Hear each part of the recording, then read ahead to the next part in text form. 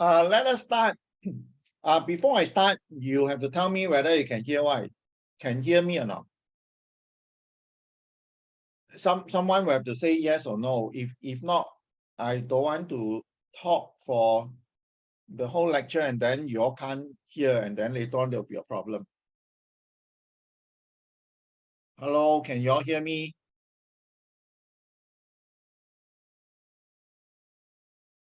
Can you all hear me or not?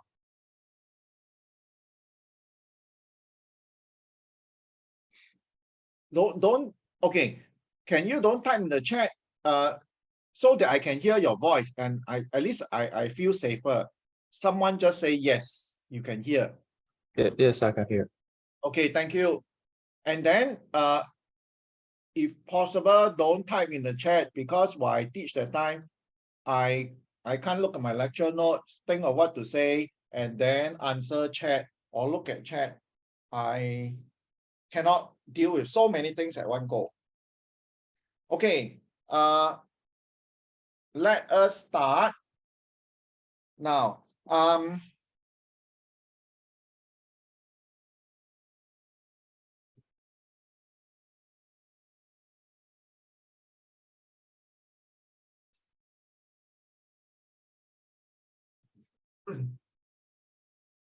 I'll start with a tutorial on least squares estimation. All right.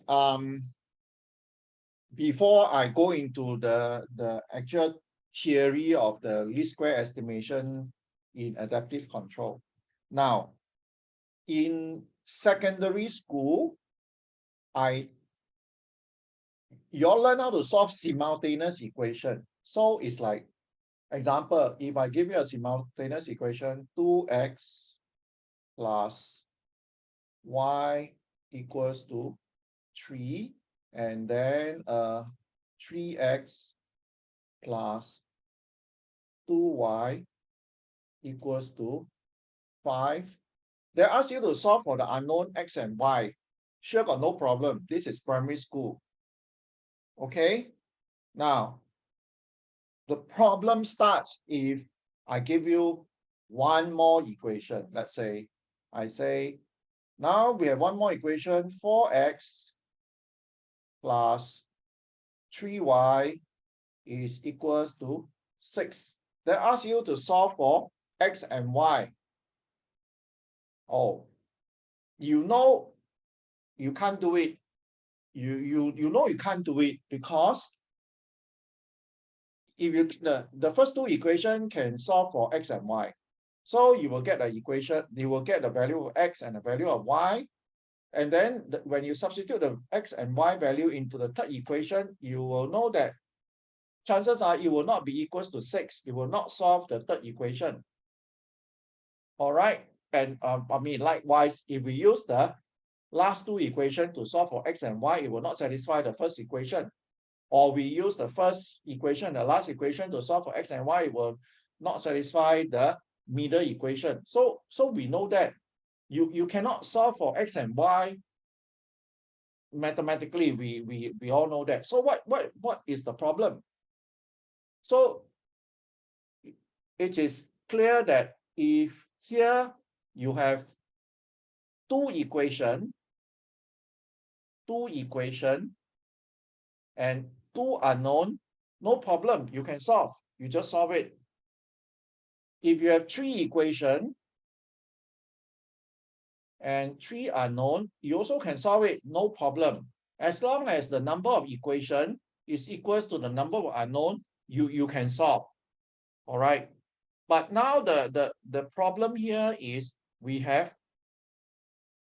three equations and two unknown. Then this don't know what to do. All right. So today I'm going to teach you what to do. Essentially, you have a lot of equation, less unknown. Okay, so instead of giving numbers like 2, 3, 4, 3, 5, 6, let us work in symbol. So this three equation is basically like that. All right, and the unknowns instead of x and y, we call it theta 1 and theta 2. All right. And then it is obvious if you compare this writing in this form, this y1 will be 3, this one should be 5, and this one is 6. All right, this correspond to this one, and this would be 2, this should be 1, and this should be 3, and this should be 2, and this should be 4, and this should be 3. And of course, this is obvious that this is x1, sorry, this is x, this is y. So theta 1 and theta 2 are the unknown. So how to solve this? We rewrite things first. So this one, you can always rewrite it.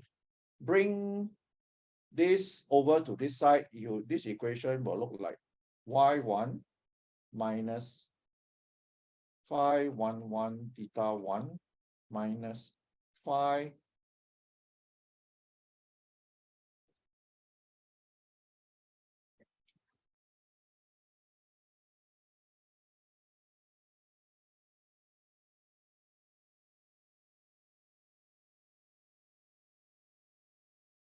1, 2 theta 2 equals to 0.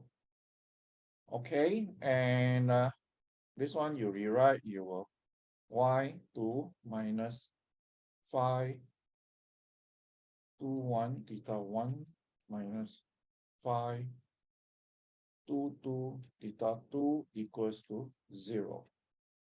Then this one should give you y3 minus phi 3 1 theta 1 minus phi 3 2 theta 2 equals to 0. Okay, so these three equations we write in this form. Now, when we say we can't solve this, yes, we cannot solve for the unknown theta 1 and theta 2. All right, that satisfies these three equations simultaneously. That's correct. So what is the next best thing that we can do? The next best thing is then do is what is solving a equation. Solving an equation means I find a value of theta 1, theta 2 such that when I substitute this into theta 1, theta 2, this left side is equal to the right side, or that means solve. All right, since I already say we can't and we know we can't. So what's the next best thing that we can do? The next best thing is then do is find theta 1 and theta 2 such that when you substitute inside here and here, the left-hand side is as close to 0 as possible. Find the value of theta 1 and theta 2 such that you substitute inside here and here. All the left-hand side is as close to 0 as possible. Then in that case, we have solved this three simultaneous equation as best as we can. That's one way to go. All right, and this way, the mathematician developed the method of least squares. All right, why is it least squares? It's because what they do is they will square this.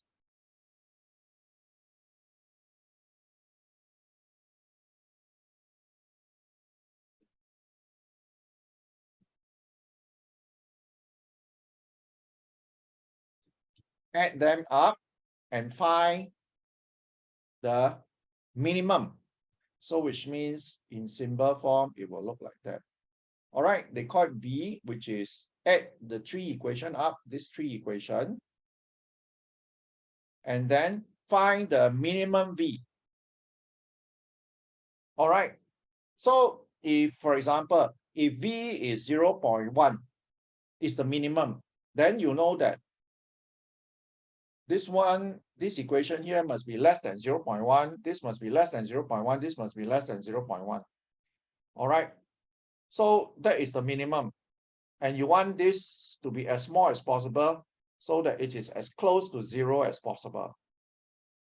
All right, so now once we understand what the thinking is, then now the maths is easy. So what we do is how to find the minimum V. in primary school, what we do, it will differentiate dv. We find minimum by differentiate dy dx and equate to 0. So now it's the same. We differentiate dv d theta 1 and equate to 0. Because you have theta 1, theta 2, so we differentiate dv d theta 2 and equate to 0 also. That's what we do. dv d theta 1, equate it to 0. All right. Differentiate dv d theta 2 equate to 0. All right, then here then we can find theta 1 and theta 2, and that would be the value that give the minimum v.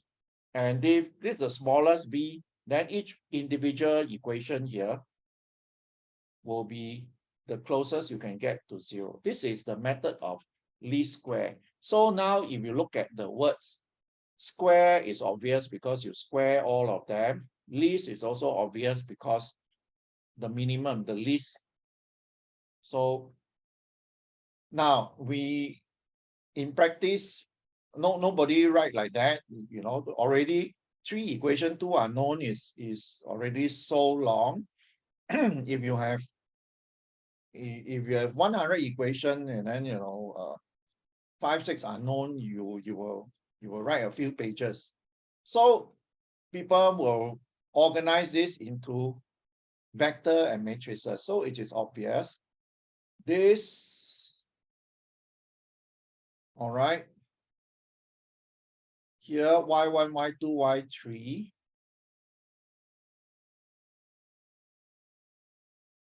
is the vector y.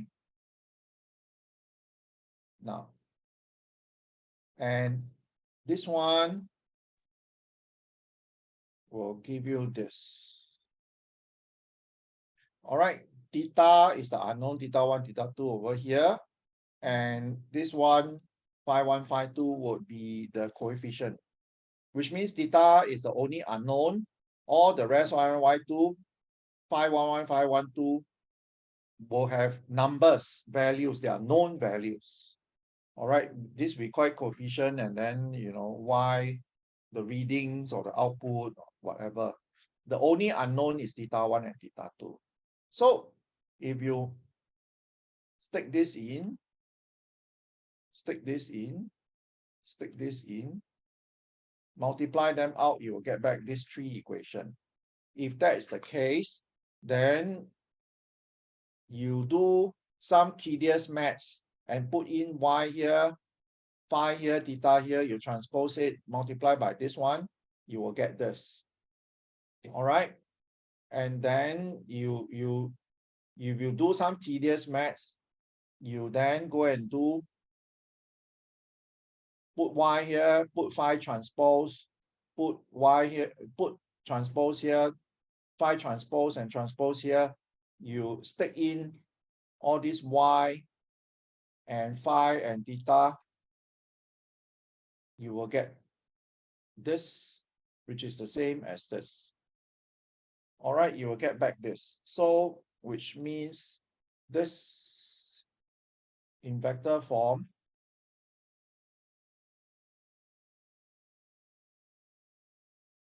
this is this one,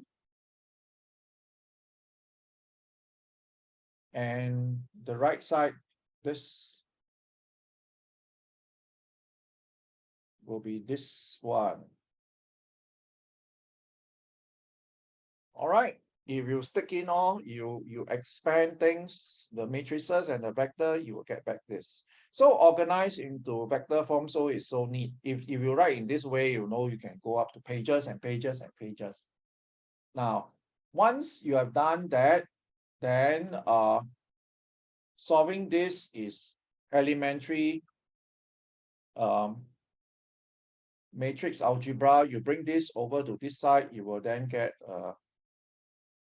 phi transpose phi theta is equals to phi transpose y. Then you want theta, you just bring it over. This you inverse. So you just get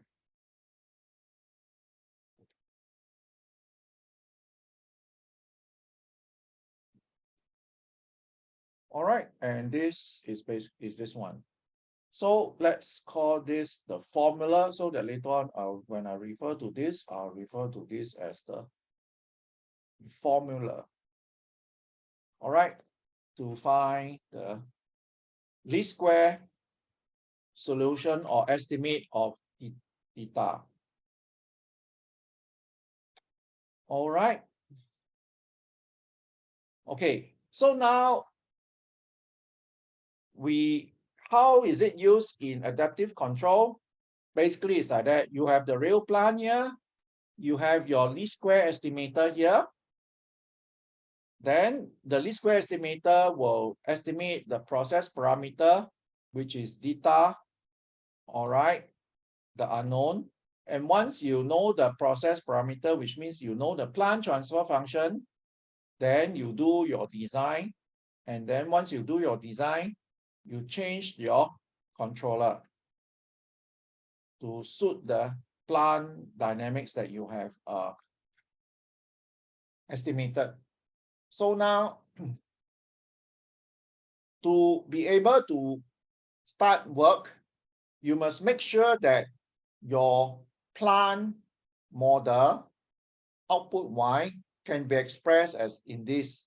So this is obvious. If you from now onwards, the algebra is in, but you should compare with the simple example that I gave you. So phi equals Y is equals to phi theta. Theta is the unknown. You go and look back. You are expressing in this form. Y equals to phi theta. Y equals to phi theta. All right. Now this phi here is the capital phi, which means it's a matrix.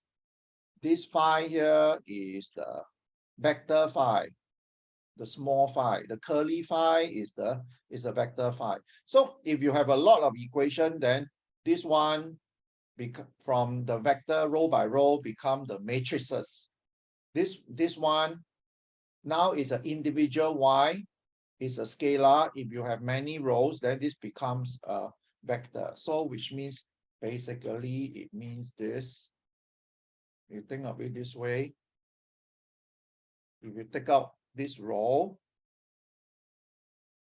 just this row alone, you will have, this is Y, so you write Y is equals to phi transpose theta.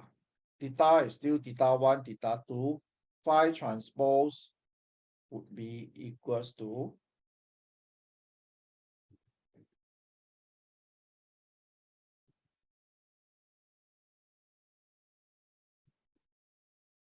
phi 1, 1 and phi 1, 2. All right, this one times this one, you will be equals to this one. Just one equation alone. All right. And then if you have three equations stacked up together, then you just call it the capital phi. All right. So now you put into your simultaneous equation, your equation form. Once you are in this, then you will be able, then you are able to apply the least square formula in terms of theta, the matrix phi, as well as the vector Y. All right, these are scalar, this is a vector, this is a vector.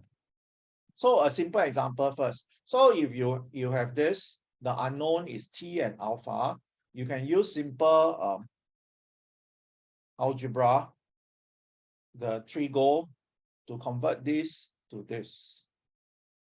Okay, then the unknown is theta 1, theta 2. And the known part, the coefficient part, will be cosine T and sine T. Sorry, I said wrongly. The unknown is A and alpha. All right. So now you can convert this. So theta 1 contains A and alpha. Theta 2 contains A and alpha. Sine T and cosine T are the known. So you can write it into this form. If at every time T you have a value of Y, depends on how many samples you collect. Let's say you collect T equal to 0, you got one equation. t equal to 2, you got one equation. T equal to 3, you got one equation. Then you got three equations already, two unknown, theta 1, theta 2. You will have this in matrix form. Then you can apply the formula to find what is theta. All right. Now, so here I say the phi is the coefficient. These are known. So I should say the theta here would be theta 1 and theta 2. All right. And also in control, our transfer function form is written like that. AY equals to BU. And here I use the notation Q. As far as I'm concerned, I will not go into the philosophy of things. You just think that Q, if you are familiar with Z, you just think that Q and Z are the same. All right, it's the discretized version. It's the Z transform version. So this would be a polynomial is in terms of Q or Z, make no difference as far as algebra is concerned. B is in terms of A, and whether Q or Z also make no difference. So if this one can be rewritten in this way, all right, once it is this way, then it is easy to see. You have a Y, and then all the Y minus 1 minus 2 and the B and the U minus T minus whatever will be the coefficient or the known, and the A and the B will be the unknown. All right, so I think I wrote this down for you. Again, you have the equation, and then you have collect enough of equations into the matrix form of phi and y in vector form and phi in matrix form. Then you can use the formula to solve for it. So now I will derive the general form. So in general, one equation can be written like that. You have, up to n unknown. Each one got its own coefficient. Then it's written like that. This would be the least square, what we call loss function. All right, or objective function, whatever it is the sum of the least square. You remember what is this? This is a sum. You just compare with the tutorial. That is this thing here. You sum them. All right. If you have 3, you sum up to 3 of them. If you have 100, you sum up to 100 of the squares. So you sum them. All right, you sum them. You notice that we put a half here. It's just for easy mathematics maneuver. It doesn't make any difference, because when you find the minimum V, you dVd theta, you equate to 0. This proportional constant half, it will be gone. All right, you get the same result whether you put half here or 2 here or 7 here or 3.5, or you don't put at all. So this is this loss function. If you don't understand what it means this thing here. Okay.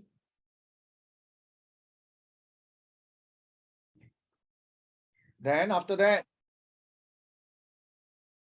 the algebra in terms of matrix algebra. All right. So like I said before, the y would be the vector form of the individual scalar y, and E, the epsilon is in terms of, is this one. This is E, the error term.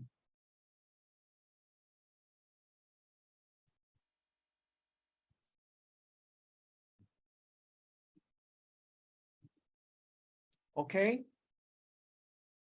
So this is the matrix. These are the vector. This is written in terms of vector. If you convert the vector to matrix, then it becomes a capital phi. Then after that,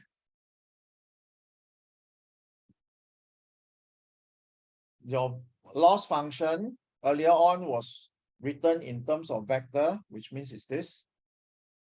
Instead of vector, you can always write it in terms of matrices, then you get rid of the summation. Now, and then after that, the theorem is, first of all, you see the formula is given like that. Later on, I'll show you the proof, which is trivial. It's like that, which already we have derived for the simple case.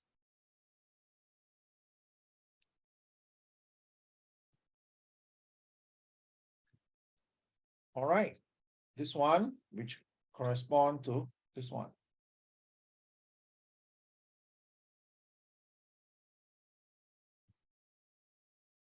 This one here. And if it is not invertible, then the best you can do is to get this one, which is here.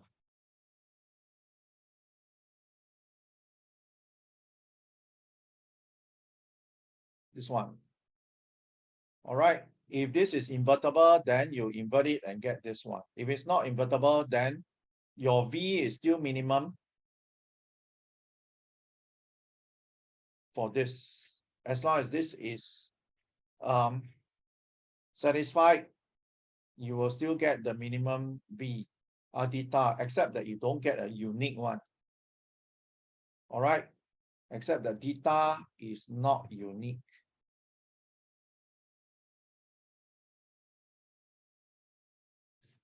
If this is cannot be inverted to get this, then this will not be unique. All right. So if this is a loss function, these are just the matrix algebra version of our scalar that I derived for you. If you are not comfortable, it's okay, or it will help you to understand. You go back to look at the three equation, two unknown. So you have this V. You can always rewrite it like that. All right, E transpose E, E transpose E. Then, as usual, all right, you put back E is this one. So this is E.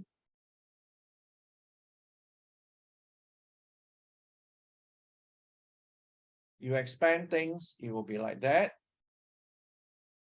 Then you do dv d theta, you will get this.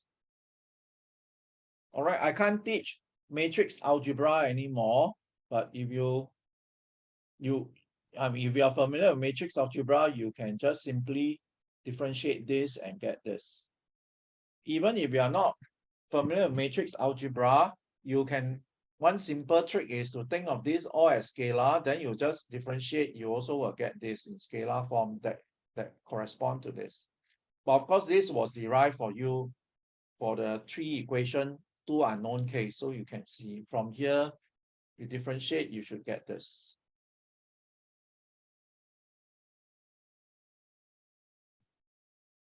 If you just think of all this as scalar, you differentiate dv d theta, this one will be gone. This one will be left with, if all these are scalar, then this one will be left with y phi theta, no theta. This one will be gone, plus this one theta phi square, because scalar got no such thing as transpose. So scalar no such thing as transpose, then you will get dv d theta is equals to this, and you will equate it to 0, you will see that this is the same as this. All right. This will be the scalar version of this. If this are scalar, then it will be 5 squared, which is this one. Then be y minus 5, which is this one. Okay, then as before, you equate it to 0, you will get this. And if this is unique, then you will get the theta hat. All right, the estimate of the theta. So you will get this. Another way it is the same. You can find the minimum v. This one is just to complete the square. So you complete the square, you will get the same thing as this. All right. So it's just the name. This, if you read the books, this here is called the pseudo inverse. So it's just a name for it. And now this, for convenience later on, this is written as P .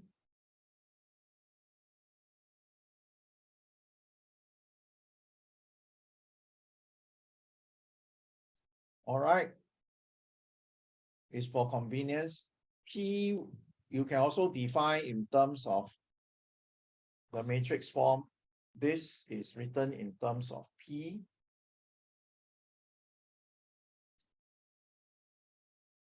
Which, let me see.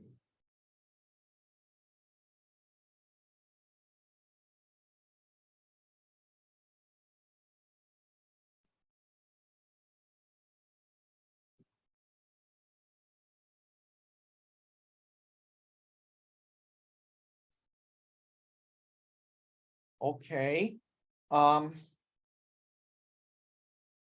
Now here all the equations are weighted equally, which means you look at the v function. You look at the v function in equation 8, which is this one. Equation 8 basically, in our example, basically it is the sum of the 3 equations, which means it is these 3 equations, square them and add them up together. These 3 equations, square them and add up together is v. The 3 equations are just as important. Sometimes in adaptive control, the more recent y output is more important. So we may weight this with a higher weighting, this one with a smaller weighting, and this one with a smaller weighting, which means this one will be multiplied by 1, this plus this one multiplied by maybe 0.9, this one maybe multiplied by 0.8. So which means now this last output y3 is more important than y2, is more important than y1, because the sum contains more of y3. This one less. You can imagine in the example, if there are more equations, then you will have maybe 1, 0.9, 0.8, 0.7, 0.6, 0.5, 0.3, 0.2, 0.1, then 0. Then, those beyond that will not be included inside this V. So it is quite easy. If I do that, it's just in this multiply by a matrix, all right, diagonal matrix that contains all the 1, 0.9, 0.8, 0.7, 0.6. We'll see the example later on. So then the loss function can be written like that.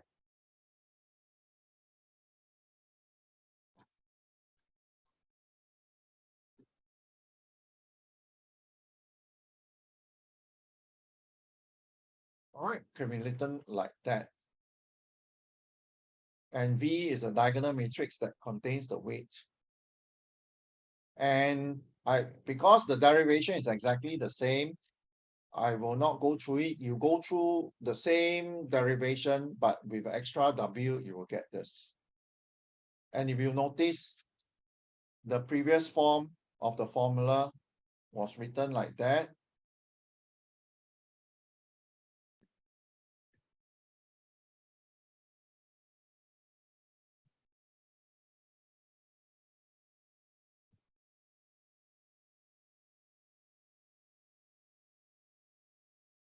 In other words, the weight here is a diagonal matrix. Is a diagonal matrix. If all the equations are weighted, then equally, then it's a diagonal matrix with all the diagonal equals to 1, or it is the identity matrix. Then you just get this. All right.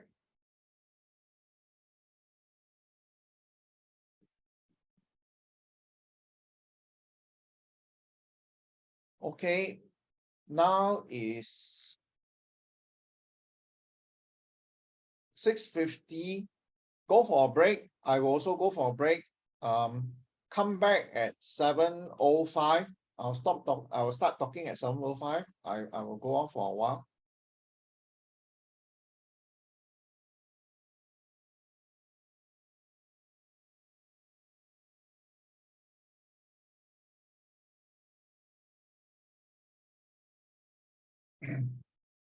Okay, can you tell me whether you can hear me?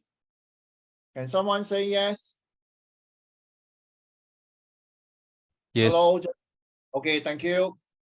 Okay. The next thing is we will look at the geometric interpretation of least squares. All right. Here, explain the theory, but I think it's easier to understand everything if we look at one example. So this is one example. So it's like that.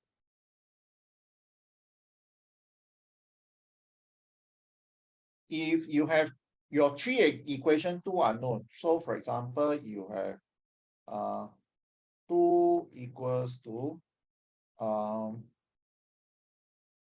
1 theta 1 plus 0 theta 2, then 5 equals to 0 theta 1 plus 2 theta 2, then 1 equals to 0 theta 1 plus 0 theta 2. All right. So you have three equations, two unknown. So of course you can use the formula to solve. All right, the least square formula. Theta equals to phi transpose phi inverse phi transpose y. You use that, you will find the answer for theta, no problem. But you can also understand the solution of this geometrically, or in other words, you can draw a picture and solve for theta. All right, simply said. How to do that? Look at these three equations. You can think of this as the vector y is a vector y.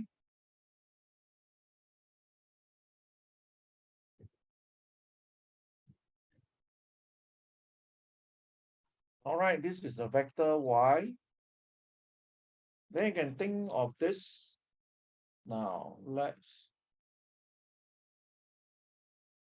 you don't need so many theta, you can like that. It's the same. You can think of this as the vector, one vector.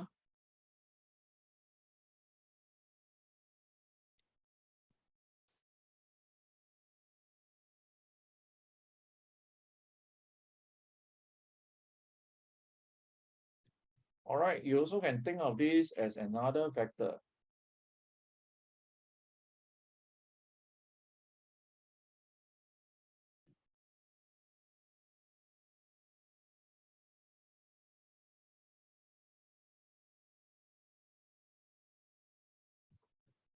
Okay, so you have one vector supposed to be equals to a gain theta 1 times this vector plus a gain proportional gain of theta 2 multiplied by this vector. So you can draw the vector. This is the x component, y component, z component. So let us draw 2, 5, 1. So this is the z axis.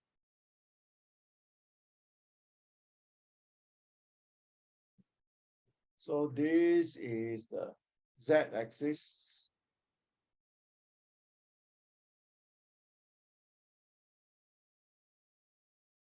This is the z axis.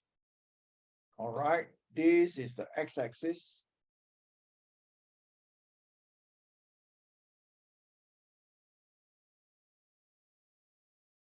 And this is the y axis. This is the z axis. All right. The origin is this one. So this would be the origin 0, 0, 0. Now, so how do we represent this y, this vector? 2 in the x direction. So I'm 2 in the x direction. Then 5 in the y direction. Y direction is this. 5 in the y direction is here. And then 1 in the z direction is here. So this vector would correspond to this vector here.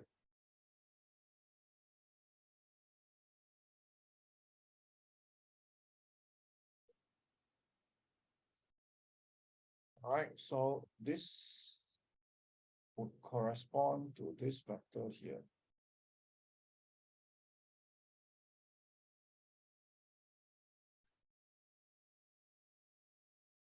And how to draw this vector? This is a vector in the, this is 1 in the x direction, 0 in the y direction, and 0 in the z direction. So this is a vector. So this one is a vector here. So this would be a vector here.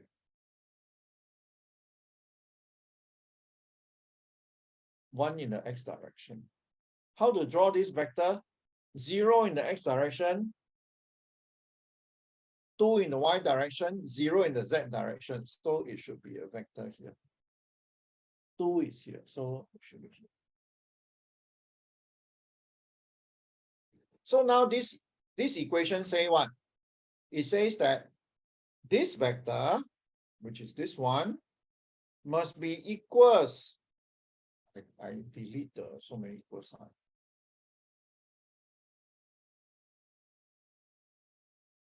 To this vector, a proportion to this vector, and a proportion of this vector should be equals to this vector. So how to do that?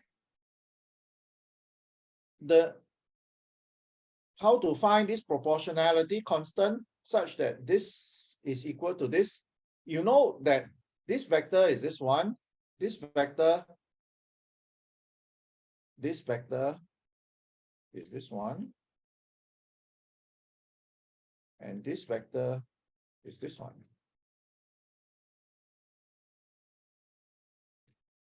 Is this one. All right. Now, these two vectors, no matter how I add, will always be flat on the floor. It cannot go up because when you add the two vectors, no matter how you add, you will be the result will be flat on the floor. So how to make these two vectors add up together be equal to this vector? This vector got a height.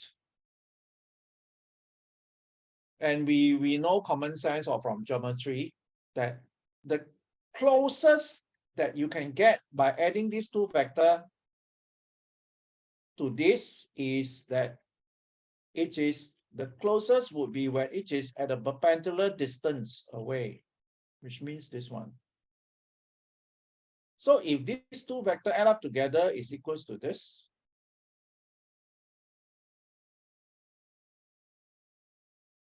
this would be the closest to this you can get if this is vertically above here. All right, that is, I think that is common sense. Or if you want to go deeper, you can prove it. But we just know common sense that if this is vertically below, the distance between this vector, this point and this point will be the closest. If which is here, it will be further. If which is here, it will be further. These 2 points will be the closest if this is directly below here. So now, if you draw already, you can look at the picture and say how to get this point. If this is multiplied by 2 to give this, so that it is here.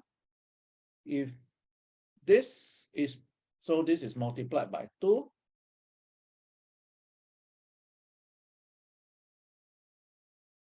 And then this one is a vector here. You want to go to here. This one should be multiplied by 2.5. So which means this is multiplied by 2. This is multiplied by 2.5.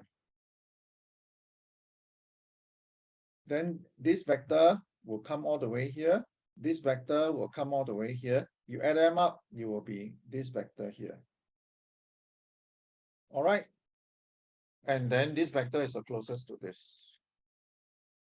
You see from here, this is 2 to get to 5.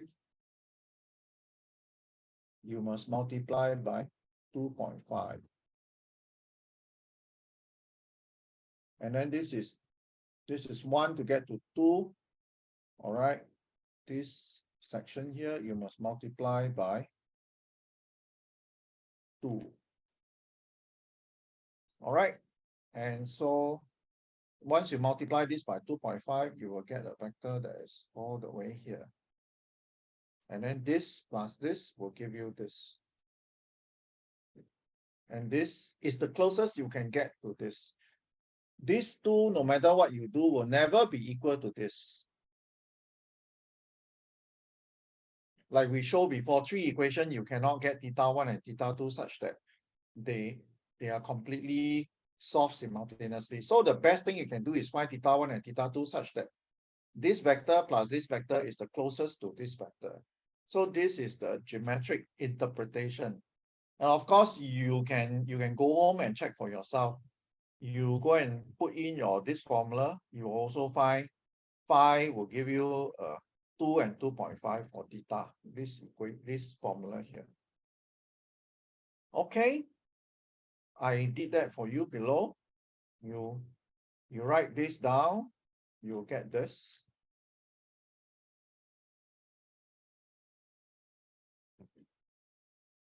All right.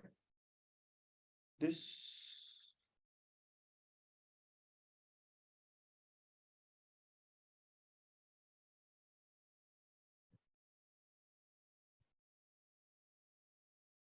That will give you your phi. Then of course, this will give you your y.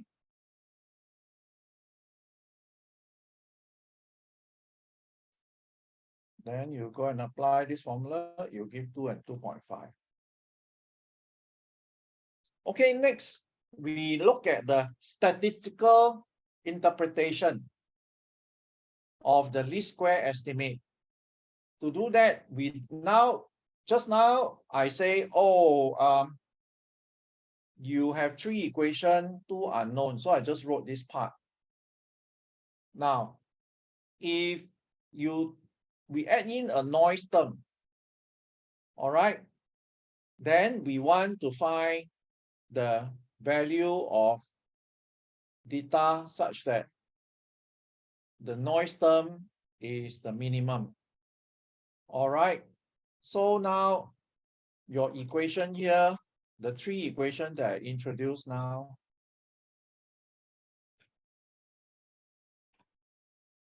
think of it this way.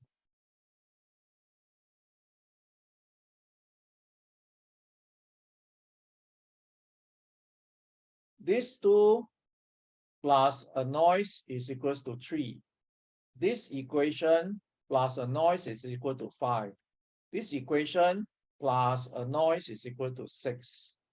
All right, which is still the same. You want to minimize the noise term, which means plus the noise. So this would be the noise.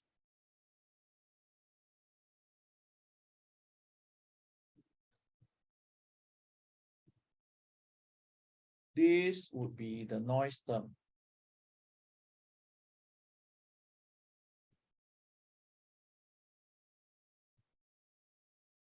All right, typically we write it as E error term or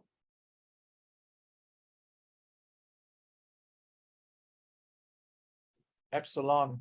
All right, so you want this term E1, E2, E3 to be minimized. So this one would be E1, E1 square, E2 square, E3 square to be minimized. And this E would be random variables, independent Gaussian random variable. That would be the most practical engineering application. We will assume that this error term here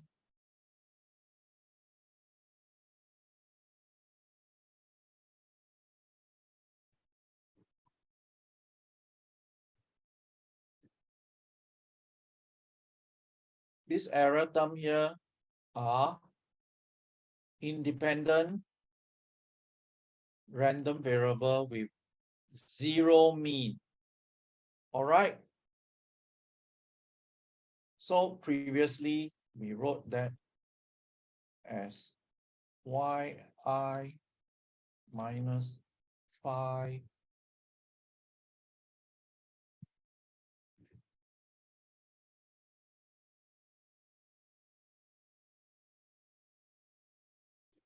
all right, and then we put that as a square. So now this would be represented by EI as a square. And this is normally represented as a Gaussian independent random variable with zero mean. So this, if you write in matrix form, looks like that. All right, the least square solution is obtained. This was the formula. This was obtained as the formula.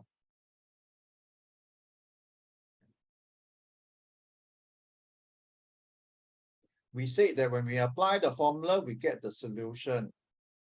All right, the estimation, the solution, theta hat. So if you multiply this throughout, on the right-hand side, you will get this.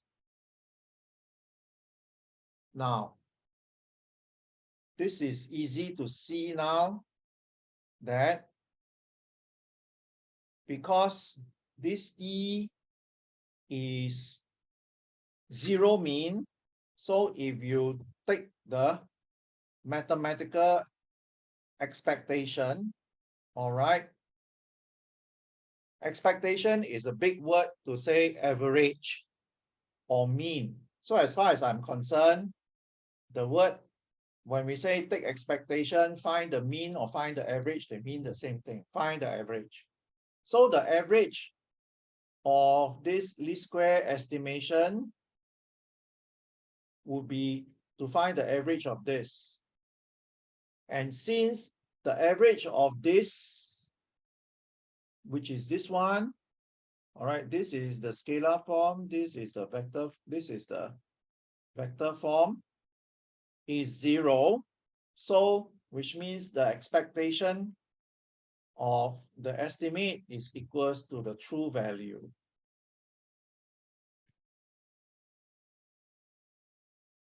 So now I say again, if you think back, what is the true value?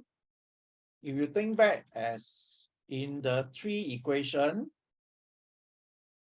I earlier on say, now this 3 equation, we think of it this way.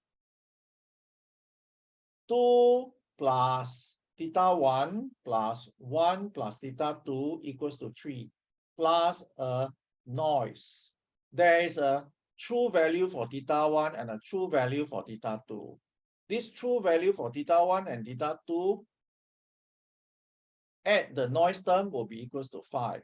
This true value for theta 1 and theta 2 add the noise term will be equals to 6. All right, but this noise term has 0 mean. So on the average, your estimate for the theta 1 and theta 2 will give you the true value. This is what the maths say.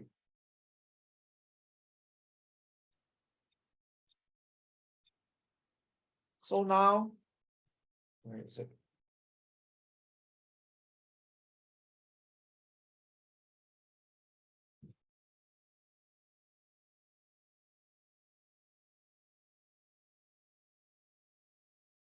Okay, just now I told you, this was the equation discussed. Now, if there's a true value here, you add the noise such that for this equation, you find the average, the resultant estimate will give you the true value because the estimate, the noise that is being introduced is considered to be 0 mean. All right. So now, once you understand the concept, then the rest is maths. So this is the expectation symbol, or find the mean of this. You find the mean of this means to find the mean of this, you find the mean of this. And the mean of this is 0. So the mean of this is 0. So the mean of this is just equals to the mean of this. The mean or the average of a constant is just the constant itself. So the average of theta hat would be equals to the theta 0. So this is what it means. All right. The second part to the theorem. What about the covariance? All right. The covariance,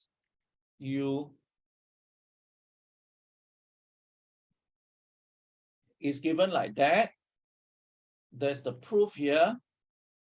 Now, the covariance is defined as this, which means the error between the estimate and the true value, if you think of scalar, then it is the square of the error. All right. The mean or the average value or the expectation of the square of the error. For vector form, you have to transpose it. So now, how this is the definition, how you work this out is theta hat minus theta naught.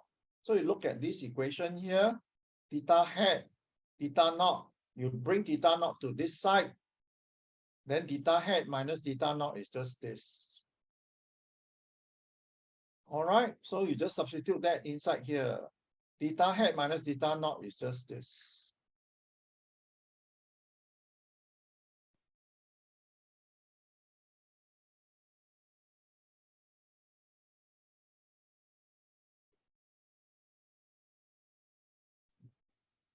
Okay, and the transpose version is just this. So, and then you take expectation. All these are numbers. They are not random numbers. So all these are just like the proportional gain. You don't touch them. You take expectation of the random numbers. And the random numbers is this. All right. So the expectation symbol goes from here to here. And the expectation of this would be the noise, the variance of the noise. In that case, the variance of the noise, we say it is sigma square. So this thing here will give you this.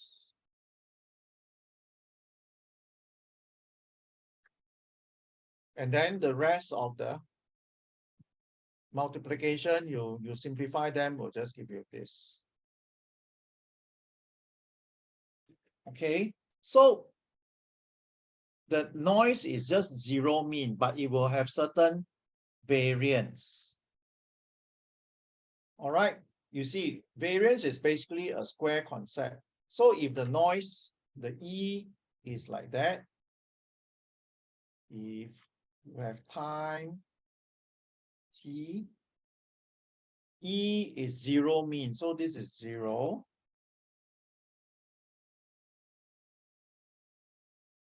So E is like that. So you average them, it will be zero. So no problem. That's where you get this. Because you average E, it is gone zero. That's why this is zero. You're left with this. But because if you think of scalar, this is a square term. So you will have to square all the E.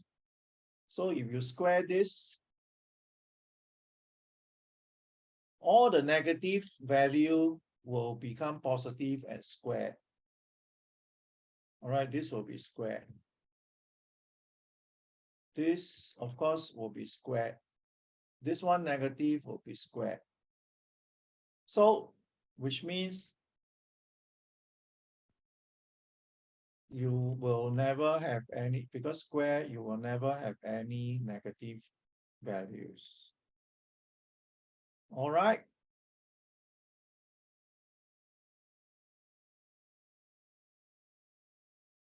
And square, so I expect it to be bigger. And the expectation sign is to say, find the average. So the average of all the positive values would be not zero. So this would be, let's say this would be the average. And this average is, we call sigma.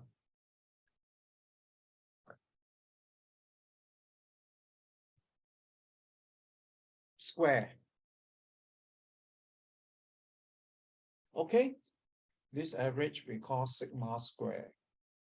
So this is what it means. So this is the second result of the theorem.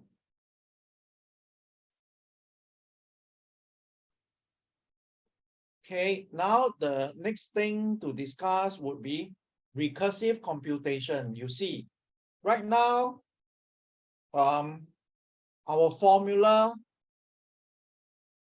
to calculate theta hat is what we call a batch formula, which means, oh, if you, just now I show you 3 equations, then you have 3y, a vector of 3y.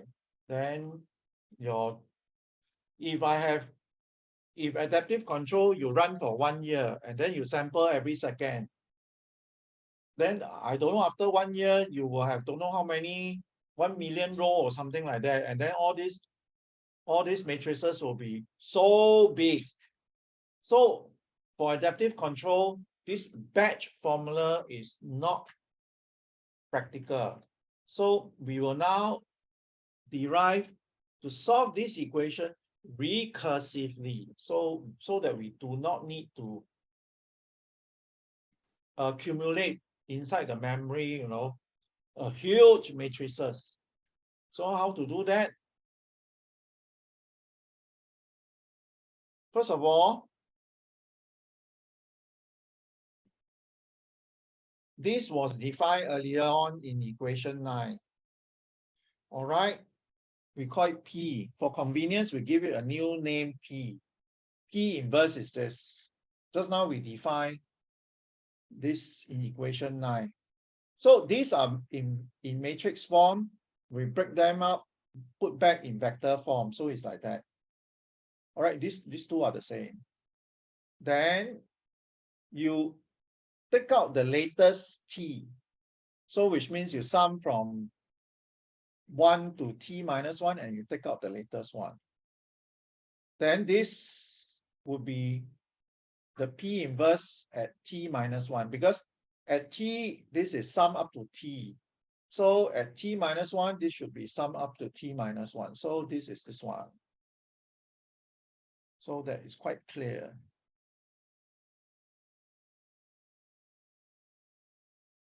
All right, this must match this. This must match this.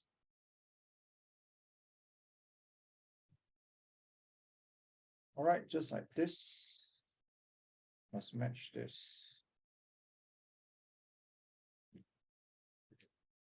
So you take out the latest one. So you have P inverse up to T minus 1.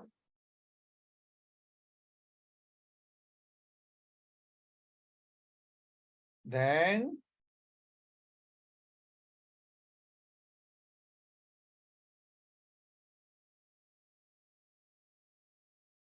this, if you look at equation 16, the formula says this is this. Equation 16, the formula for theta hat is always this one.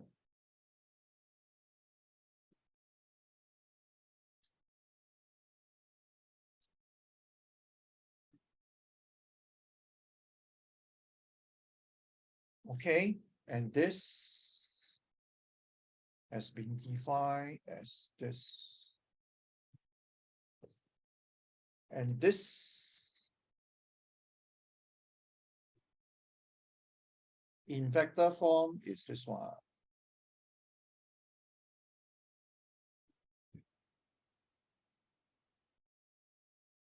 Sorry, I wrote this wrongly. This is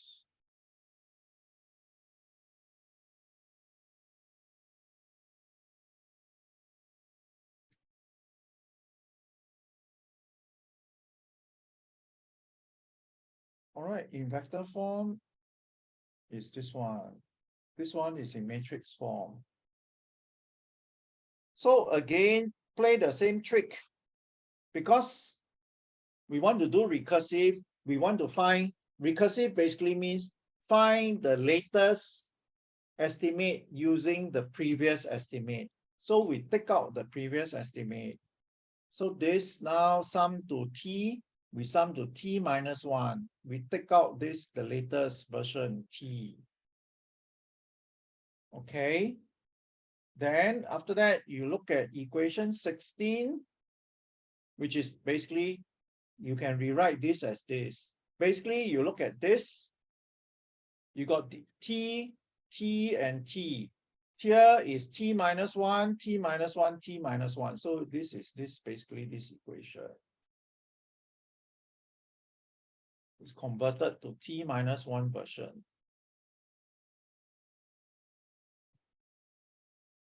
All right, this equation is the same equation, except that is considered up to T minus 1. This is an equation that's considered up to T.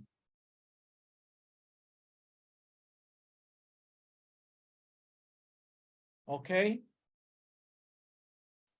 Then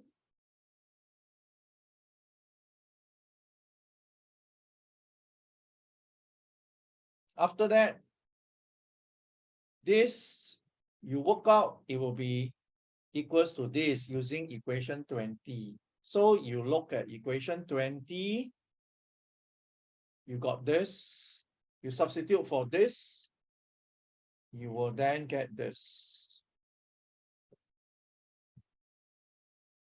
All right.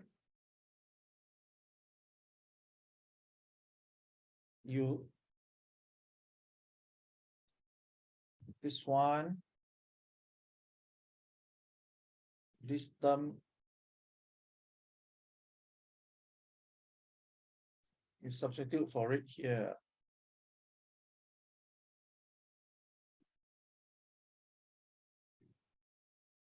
Okay, you use equation 20, you substitute for this, stick it inside here, you will get this. Okay, then now 21 and 22, which is this two, you will get this. Basically, 21 says that it is equals to this. All right, then 22, you take this, which is this, you substitute inside here.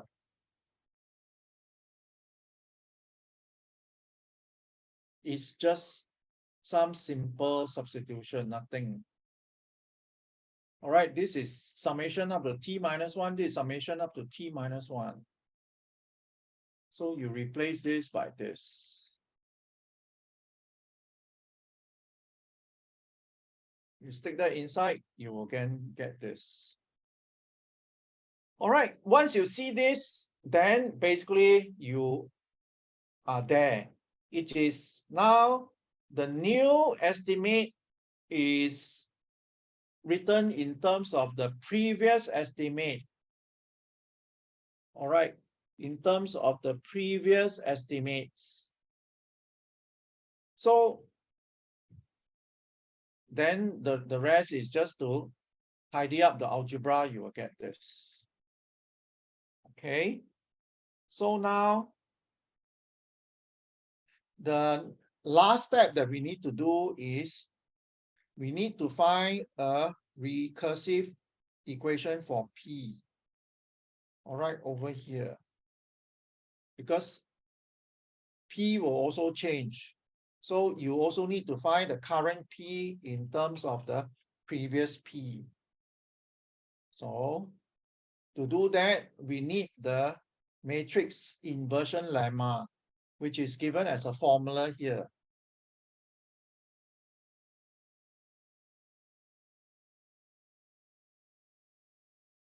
If you invert A matrix plus B times C times D matrix, you invert it, you can write it like that. All right, the proof is easy. So you just multiply left and right side by this.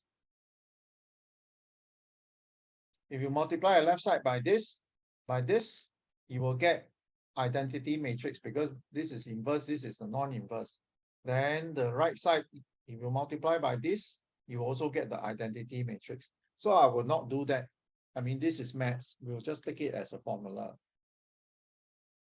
So now, apply the lemma, this lemma to P, and using equation 20, we'll get this. What is equation 20? Now, equation 20 is this. The equation 20 gives us P inverse at time t in terms of the P inverse at time t minus 1. So we want to use the inversion lemma to convert all the inverse to the non-inverse version. So now, equation 20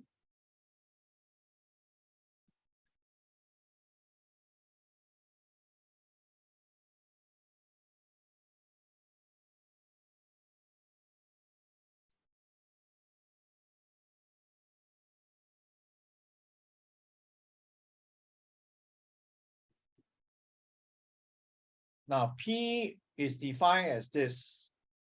All right, same trick. You take out the last one, so you're left with the t minus 1, then this is the very last phi. All right, this contains all the phi up to t minus 1. T has been defined as this. And then this is an inverse here. There's an inverse here. Okay, and you apply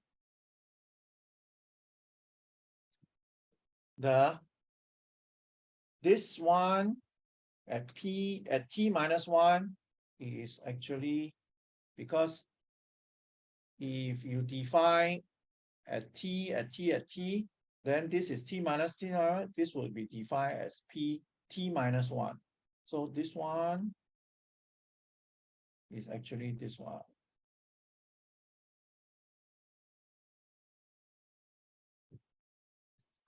And this one obviously is this one.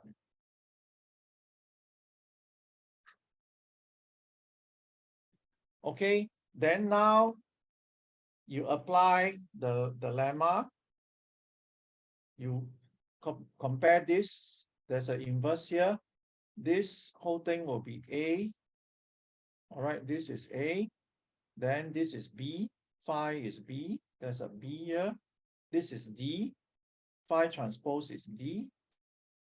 Then there's a C here. You don't have a C here, so you call it the identity matrix I. So you just follow this formula. A inverse is just the inverse of this, so it's pt minus 1.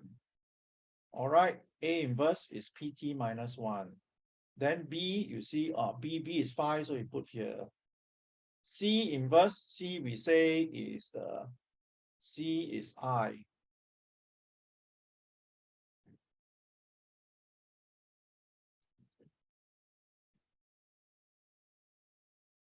C is I, so it's I. All right, so you just apply this formula, you will get this.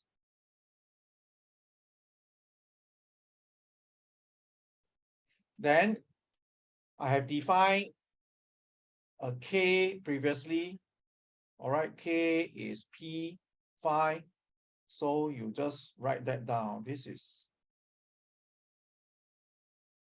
P phi. So you just write it down, you will get this. So now everything is complete.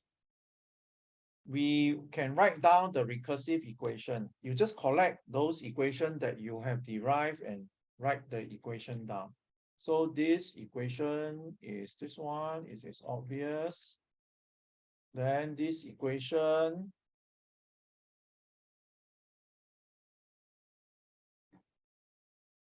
is this one.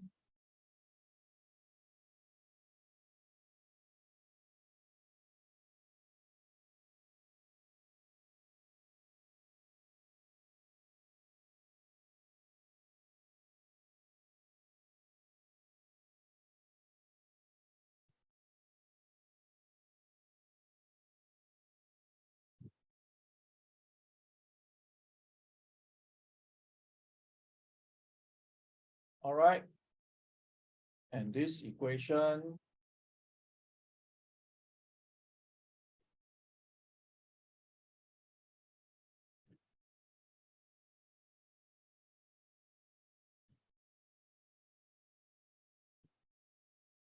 is this one.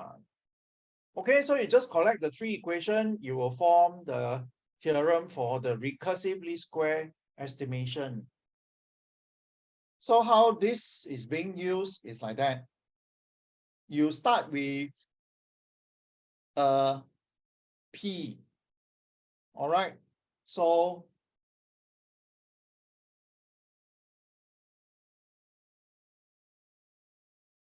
let's say at t equals to 1, P0. You start with a P. Typically, P is chosen such that P is a large number. So it's like, let me see. So P is typically chosen as an identity matrix times 10 to the power of 5, for example. All right, so you choose at P0. P0 is this identity matrix. Then you use this, go and calculate P1. So after that, you go and calculate what is K, then go and put the K here, then the current reading Y1, you minus away the coefficient which is known, your initial guess of the theta hat, theta 0. So you go and calculate what is theta 1. Then after that, you got your T1, Then you go and the next round, you will find P1. When T is 2, P1, you go and calculate P2. So you get K1, then you stick in K1. Sorry, K2, you stick in K2, then Y2. All right. Then use the previous theta 1 that you have estimated before to calculate what is theta 2. So you just run round and round and round. Okay.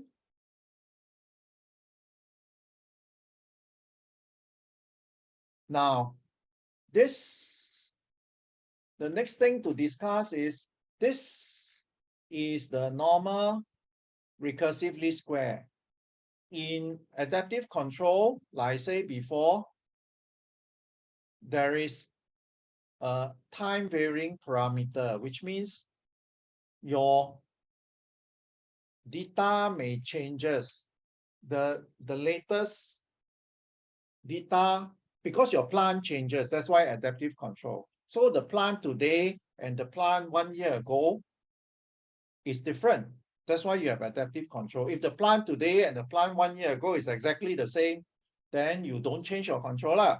You need to change your controller because the assumption in adaptive control is the plant today is different from the plant yesterday, is different from the plant 1 year ago, or 1 month ago, or 1 week ago. So to do this, like I said before, it's the same. What we do is put what we call a forgetting factor, lambda, into the loss function. You see, previous loss function, this lambda is 1. You go back and look, equation 8, lambda is 1.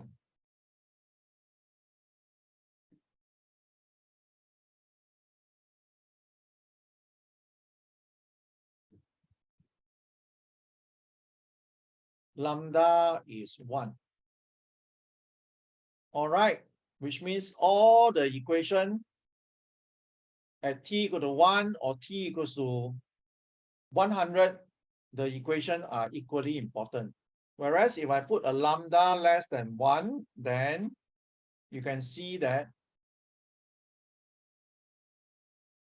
the older the equation, the less important, the less contribution it has to the loss function. All right. So if lambda is 0.5, all right, and t now is 10, then when I is 1, you will have 0.5 to the power of minus, sorry, 0.5 to the power of 9. Then basically 0.5 to the power of 9 is so small that the equation will be not considered. All right. Whereas when I is equals to t, then this will be 0. So 0.5 to the power of 0 will be 1.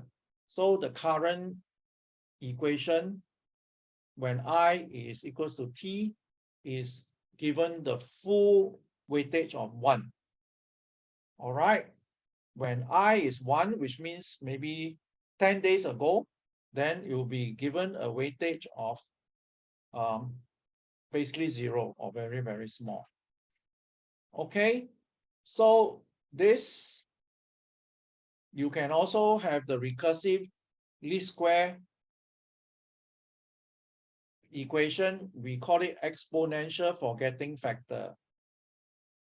All right, it's a number whereby it's a design parameter that people will choose. Typically, people will choose about 0.95 or 0.98 or 0.99, depend on how fast you think your plant changes. And you can, the derivation I will not go through because the steps are all exactly the same. And if you compare, you will find that the lambda enters into here and here only. The rest are the same. Same means what? You look at these 3 equations, you look at these 3 equations, The derivation are the same, they looks the same, except there's a lambda sticking in somewhere here and here. All right. The steps of the derivation is exactly the same, so I will not go through.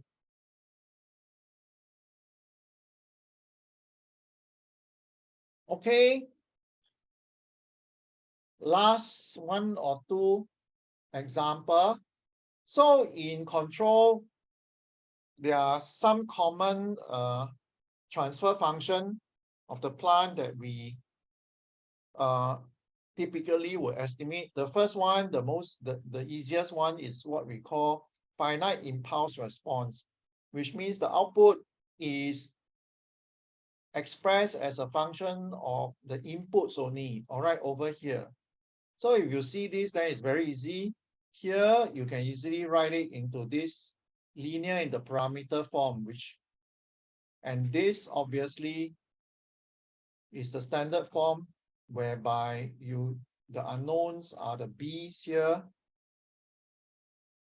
and the coefficient are the u's, and then you can apply recursive least square algorithm or batch least square to calculate what is the unknown theta, which are the b, the unknown parameter in the plant. Okay, next, transfer function. So it's typically written like that. If you write this out, you will get your y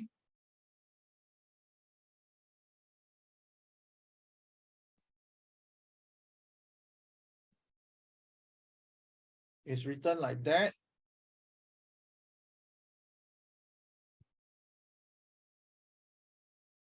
I think these are the plus, can't see already.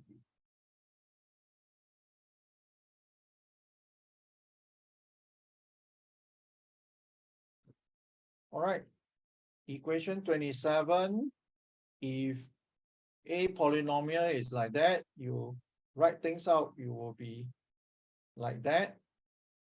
And then b, which is the polynomial like that, you write things out would be in terms of the u would be like that. So, and the unknowns are always the theta, so you put all your a and the b here.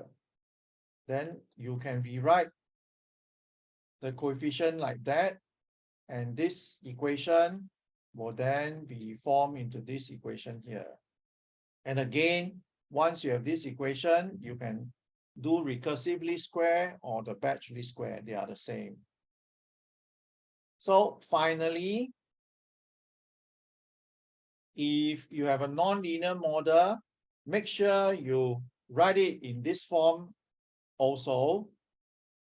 Do some simple transformation, like if you have this. All right, the unknown is a, b1, b2, so this is here. The coefficient, you can take it as the y and the u, and here you take it as the sign of the u over here. So if you do that, then this particular equation can now be written in this form. And again, you solve using the least square, you can solve for theta. Okay, I will stop here tonight. Any question? I'll remind you, next Friday, we are back to the classroom. All right. Any question? Okay, if not, then I see you all next Friday, same time. Okay, have a good weekend. Bye-bye.